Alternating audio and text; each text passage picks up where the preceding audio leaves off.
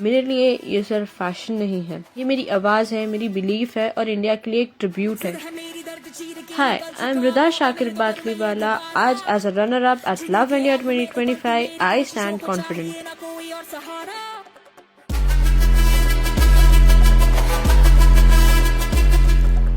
Through my designs मैंने सिर्फ outfits create नहीं किए, मैंने ब्रेवरी, सैक्रिफाइस और प्राइड की एक स्टोरी बताने की कोशिश की है।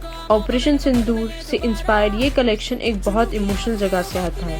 ये उस स्ट्रेंथ के बारे में है जो लाउड नहीं होती, वो करेज जो शांत रहती है, वो प्यार जो वेट करता है और वो फेथ जो पूरे देश को साथ रखता है। वो इमोशंस जो बॉर्डर पर लड़ते हुए नहीं पर घर में साइलेंटली जीते जाते हैं।